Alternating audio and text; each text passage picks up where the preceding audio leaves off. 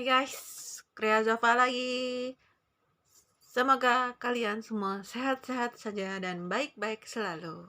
Oke, kita lanjut ke hubungan beracun ya. Hubungan beracun di sini hubungan toksik. Ya. Gue lebih suka pakai istilah hubungan toksik. Kalau beracun kayak kepanjangan gitu kan. Nah, hubungan beracun ini biasa terjadi di berbagai hubungan. Misalnya, hubungan antara orang tua dan anak seperti yang sudah sering gue sebutkan dan gue tulis di blog. Kemudian soal pertemanan, ya kan, kakak adik ya, saudara kandung, saudara tiri, saudara angkat, segala macam. Terus juga terjadi di hubungan antara guru dan murid, guru dan guru, murid dan murid, ya kan. Terus di tingkat kampus juga, ya kan, antara orang-orang pegawai, antara pegawai, dosen, mahasiswa, itu bisa terjadi hubungan beracun. Kemudian juga di tingkat apa ya namanya, pelayanan publik gitu kan, di tempat umum itu juga bisa terjadi hubungan beracun. Kemudian di level pasangan ya kan, pacaran, tunangan, menikah segala macam, itu bisa terjadi hubungan beracun di dalam hubungan itu ya kan. Terus kemudian juga dengan anak cucu gitu, itu juga bisa terjadi. Jadi semua orang ya, selama kita berinteraksi dengan orang lain, 98% kemungkinan akan terjadi hubungan beracun. Ya, 98% loh ya. Kalau yang dari gue amati dan gue alami dan gue pelajari itu 98%. Tapi kalau misalnya, berarti kan masih ada harapan nih 2% terjadi hubungan yang sehat, benar-benar sehat dalam jangka panjang ya kan, dan itu melibatkan semua orang, banyak orang di dalam hubungan itu. Oke, sekarang kita bahas nih hubungan beracun. Oke, gue pengen intinya adalah gue pengen jelasin secara singkat bahwa di dalam hubungan beracun itu, seperti yang udah gue sebutin, tidak ada apa ya, tidak ada kebolehan atau tidak diizinkannya mengungkapkan perasaan, pendapat, pemikiran soal apapun dari siapapun di dalam hubungan itu gitu. Jadi lo nggak dihargai. Misalnya satu pihak ini mendominasi, pihak yang lain itu cuman ya udah pasrah gitu kan, itu pasti hubungannya beracun ya kan. Kalau misalnya kita punya aturan banyak banget, larangan banyak banget, yang satu lagi nggak punya aturan dan larangan, mereka pasrah, pasti hubungannya beracun. Terus di hubungan beracun itu tidak ada otentisitas, tidak jujur, tidak jadi diri sendiri, tidak apa adanya, itu pasti hubungannya beracun ya kan. Intinya adalah oh iya, ciri-ciri yang keberapa ya, keempat ya kalau nggak salah, dari orang-orang narsisistik adalah ngatur, tukang ngatur. Gue juga suka ngatur gitu ya, kalau di blog tuh ada tuh kalimat-kalimat yang gue kayak ngatur-ngatur gitu kan, postingan-postingan yang kayak kesannya gue tuh ayo dong gini dong, gini gini gini gini. Karena apa, itu cuma ide sebenarnya, karena gue idealis kan. Kalau gue ada ide ya gue sampein, gue bagikan, gue sumbangin gitu kan. Mungkin orang nangkepnya kayak, ih lu siapa sih lo gitu, nggak penting juga lo pendapat lo gini gini gini. Ya terserah mereka. Tapi kalau misalnya ada orang yang benar-benar membutuhkan ide, input, masukan gitu kan, saran atau apapun secara cuma-cuma, ya mereka silakan baca aja dari blog gue gitu kan ya. Termasuk mereka yang terjebak ke dalam hubungan beracun ini, hubungan toksik. Di sini gue lagi main Scrabble lagi nih ya. Ada, ayo apa coba, ayo ini, ayo kata-katanya nih ya, hubungan beracun. Terus ini aja deh, sudah gue pakai tangan kiri ya. Seperti biasa posisi kamera ada di sebelah kanan, jadi gue agak susah tangannya yang kanan, nanti gerak-geraknya susah. Oke, pasir. Oke, jadi gue punya prinsip nih, pasir nih. Bagaimana caranya supaya hubungan beracun ini jadi sehat? Kita pakai analogi pasir, contoh pasir. Bayangin kita genggam pasir ya. Hubungan beracun ini ada dua ekstrim ya.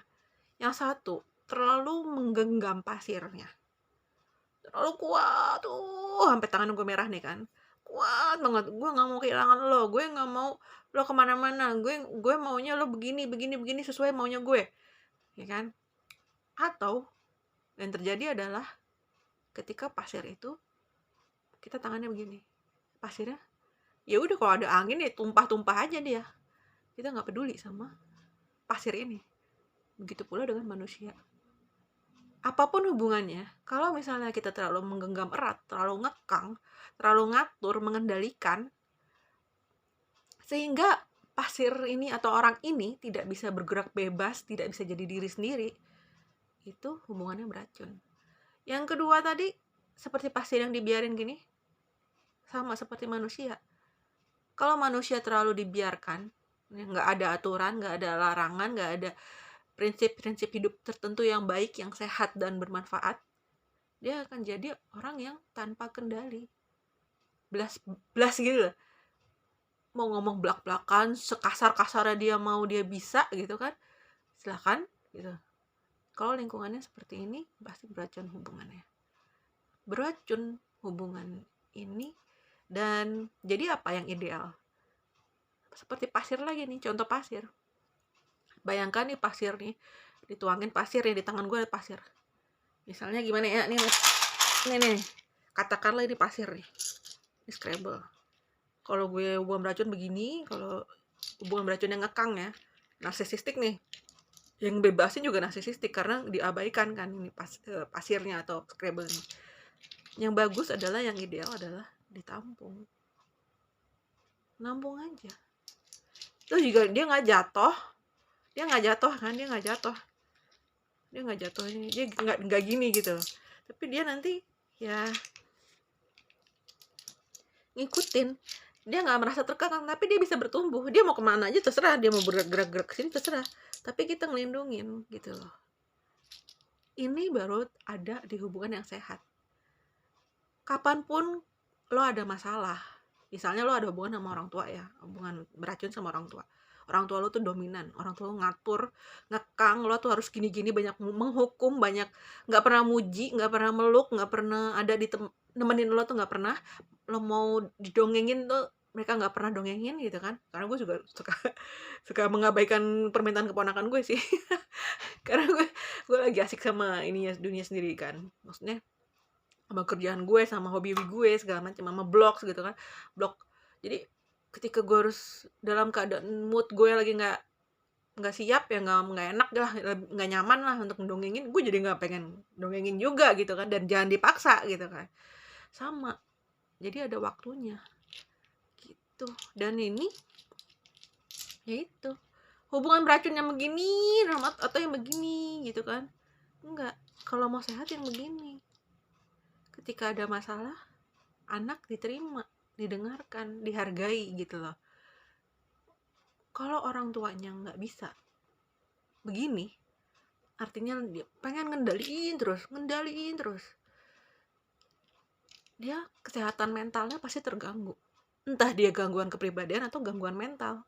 Ya pasti gangguan kepribadian karena narsisistik, lingkungannya narsisistik.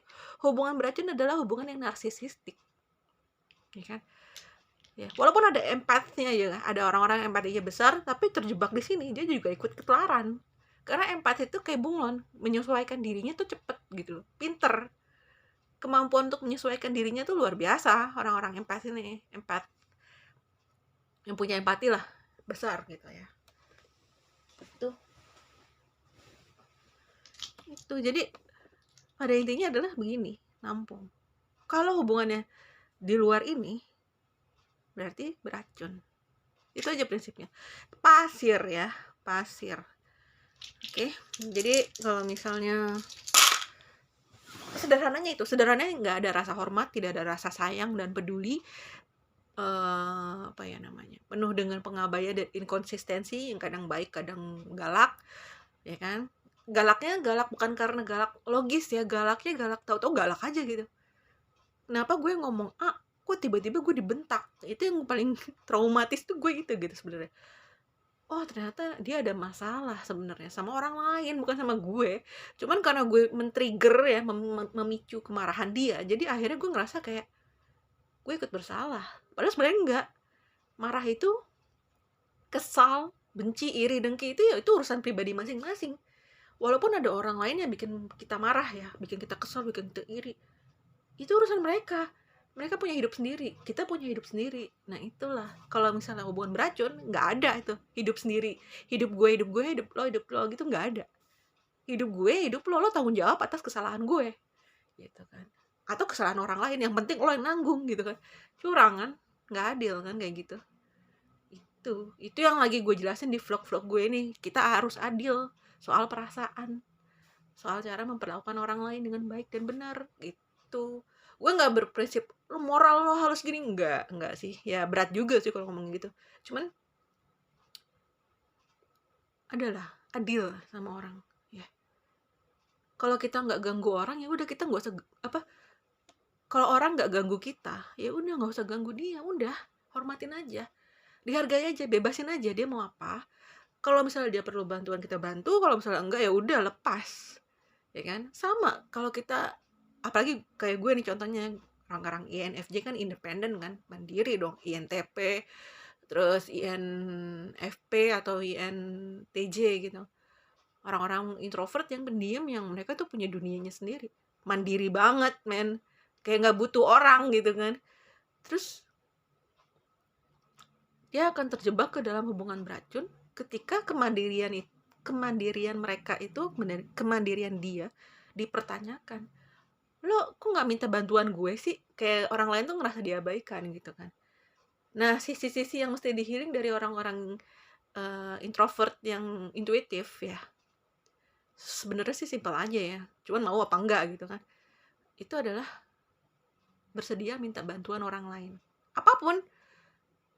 Tapi masalahnya, selama lingkungannya narsisistik, hubungannya masih beracun dengan orang lain tersebut, ya kan. Misalnya orang-orang itu nggak jujur, orang-orang itu tuh curang, orang-orang itu memanfaatkan, mengkhianati segala macam, kita nggak akan bisa terbuka sama orang-orang itu gitu. Karena mereka akan membalik keadaan. Nah ini yang bahaya gitu. Makanya orang-orang intuitif yang introvert ini rata-rata tertutup sih, independen. Mereka nggak mau ngerepotin orang karena mereka juga nggak mau direpotin sama orang. Terus terang gue, karena itu. Tapi sebenarnya intinya kalau udah healing, kalau kita butuh bantuan, bilang, sebenarnya bilang sama yang bisa kita percaya, sama pakar, sama siapapun lah ya, yang bisa kita percaya. Bukan orang-orang yang toksik, orang-orang yang mendengarkan pendapat kita dan menganggap penting pendapat kita. Itu aja sih intinya ya. Jadi itulah prinsipnya hubungan beracun. Jangan ngekang, jangan ngatur ya, jangan apa ya, emosinya berlebihan tuh jangan. Apa, asertif lah, tegas, punya batasan sehat dan lain-lain lah. Nanti kita lanjutin untuk bahasan lainnya ya. Mungkin ini dulu, sampai jumpa.